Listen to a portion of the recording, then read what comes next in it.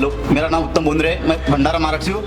28 जनवरी 2025 की बैच है हमारे। आज का 5वां दिन का क्लास थी, बैटरी सर्किट की क्लास थी।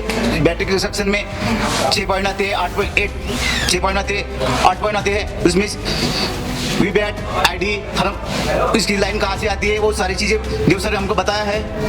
और पावर IC में कहाँ जाता है, CPU में कौन सी लाइन जाती है, उसकी सारी चीज़ें पता है। उसके बाद प्रैक्टिकल हुआ MD सर का, उन्होंने हमसे डायग्राम करवा लिया है। ये देखो उनका डायग्राम, पूरी लाइन बताया है कहाँ लाइन जाती है।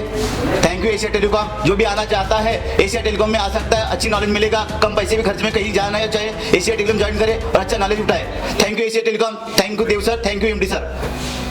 Average people talk normal. Average people talk problems. The great talk solutions.